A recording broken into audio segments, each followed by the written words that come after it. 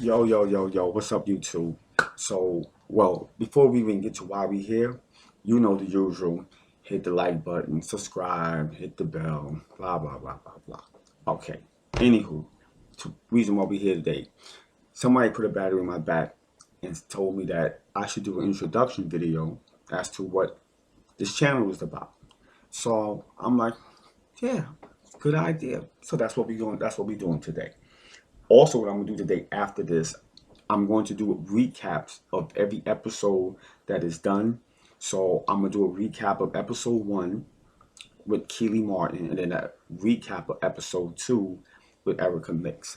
And there's a couple of more videos that will be coming out tomorrow and so forth.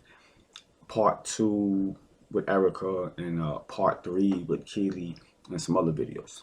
All right, but before we get to that, I'm gonna read two things here, quotes from you, and I'll get to why I'm reading it later. So the first one is, and this is a quote from the Bible. This is from the book Matthew, verse chapter 25, verses 41 through 45.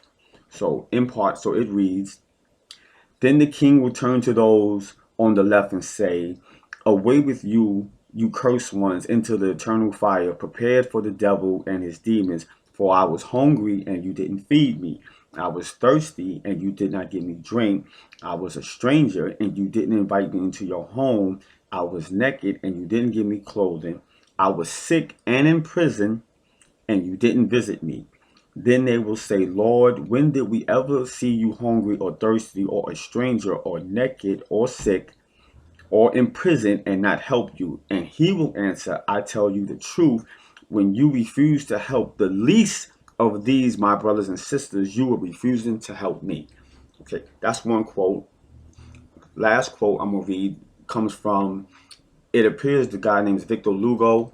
That I assume that the quote is originated from, and it reads in quote part: "If the soul is left in darkness, sins will be committed. The guilty one is not he who commits the sin, but the one who causes the darkness." So I'll come back to why I read those two quotes. So what this channel is about is, as you can read, is Women's Prison Pen Pal Podcast.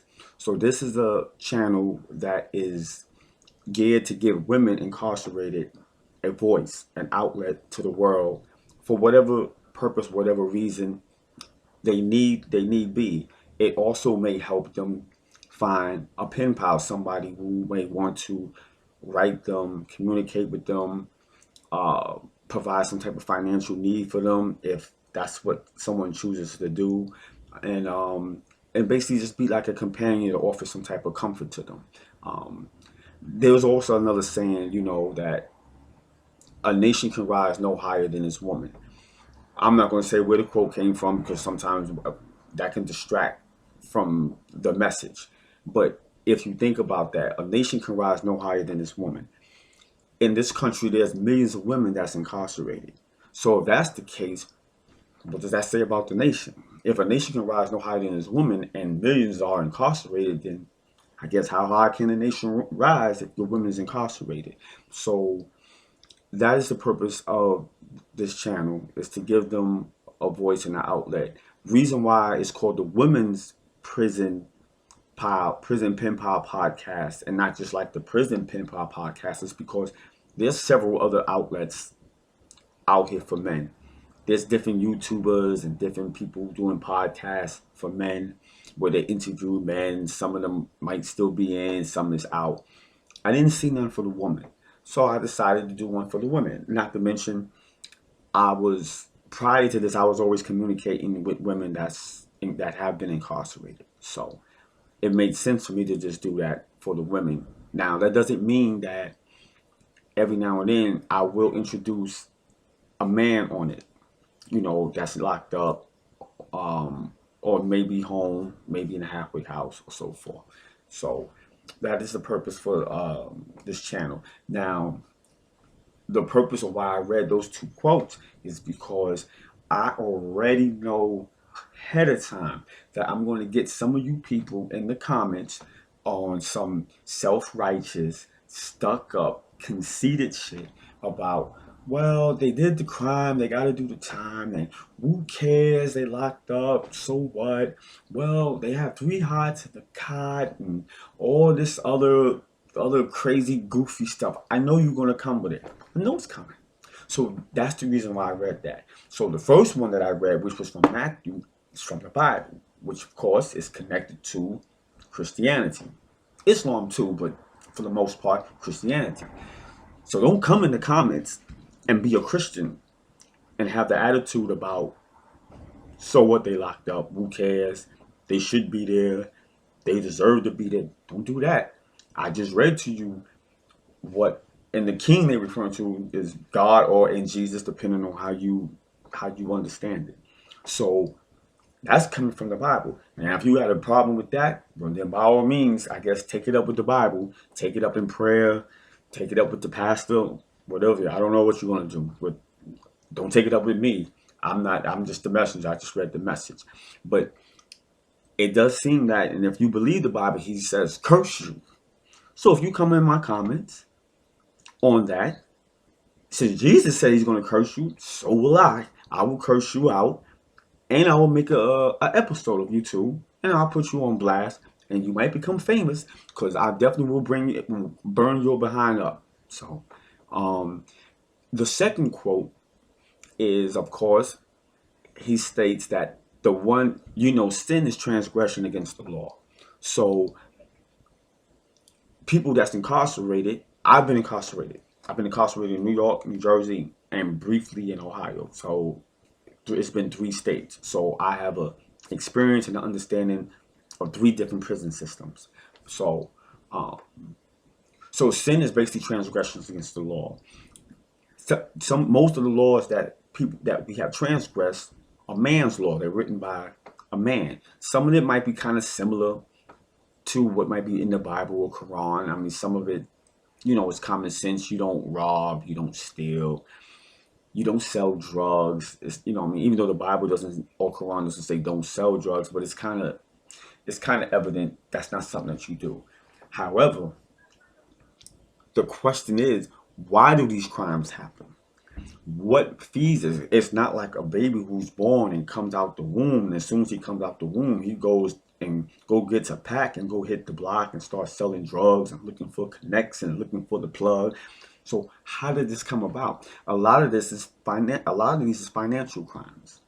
Not to mention, some of the people, majority of the people who are incarcerated is because they have a drug problem, be it drug and alcohol, whether it be weed, coke, crack, meth, heroin, and dust, whatever other drugs some people put, because some people make their own drugs. Some people don't have no drugs. They just start mixing ammonia with cotton and doing all type of other crazy shit. Who knows? Bottom line is, the majority of the people are intoxicated with a foreign substance, which of course clouds your mind, it clouds your judgment. And those type of people, typically they need some type of help because they can't move on their own, because they may be mentally and spiritually weaker than others. So, but one of the things I found interesting in the quote was, he said it's not the one that committed the sin, but the one who created the darkness in the first place. So that's interesting, because the people or the world that created the financial darkness and the social darkness that leads people to want to do drugs and get high and go commit crimes seem to be the same ones issuing out the sentences, and they are connected to or part of that system. So now, don't get me wrong, you have to have rules, you have to have laws in your home, in school, in society, period.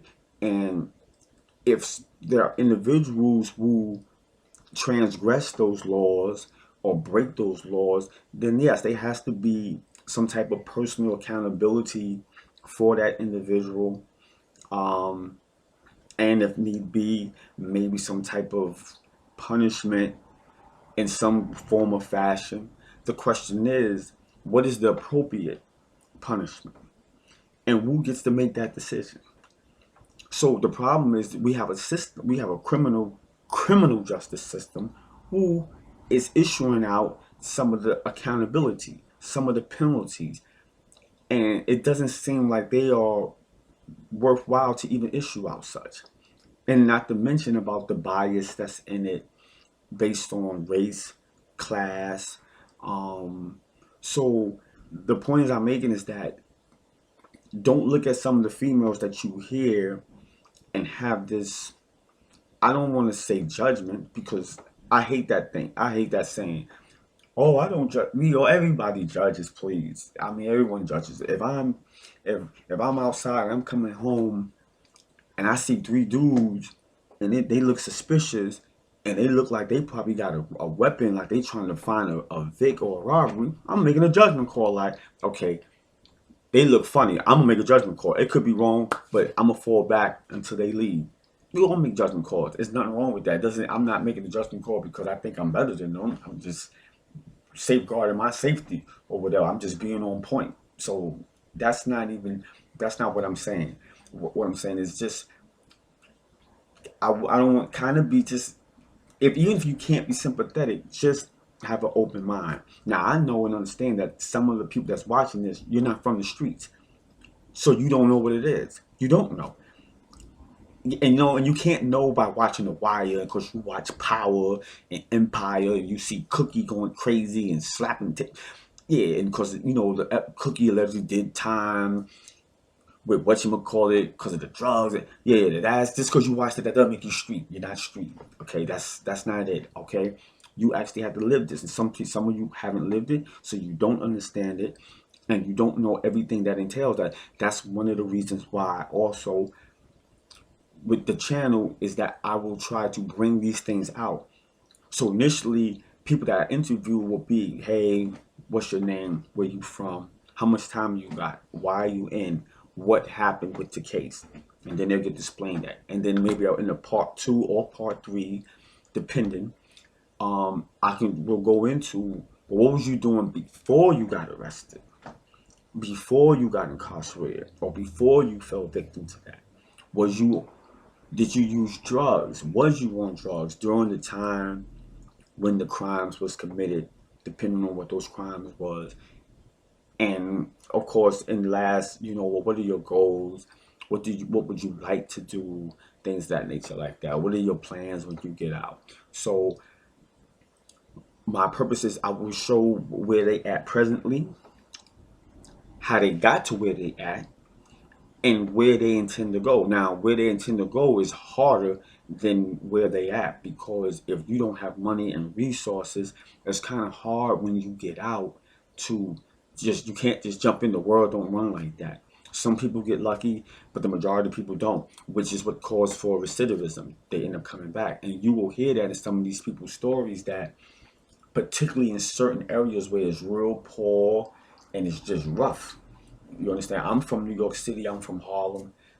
Totally different environment than other places in Tennessee, Alabama, in the country. Totally different. It's different.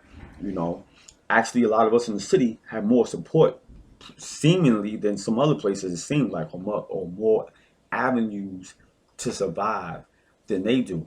And so yeah. So that's the purpose of what the channel is for. I do intend to have it on all the social medias, Facebook, Instagram, Twitter. I ain't doing Snapchat and all the other shit. I ain't doing all that. I'll just stick to the Instagram, Facebook, and Twitter. And eventually try to set up a, I forgot what they call it, Patreon, not Patreon.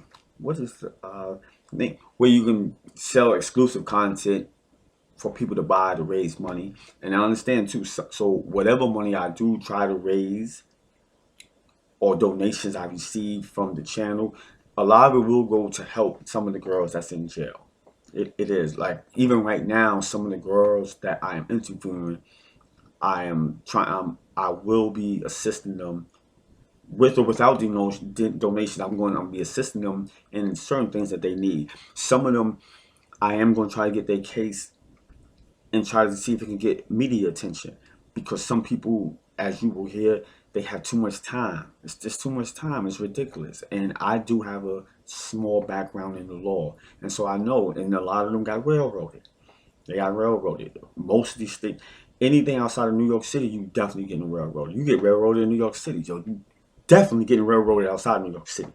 Period. And I can pretty much look and know that 9 out of 10 cases, the person got railroaded.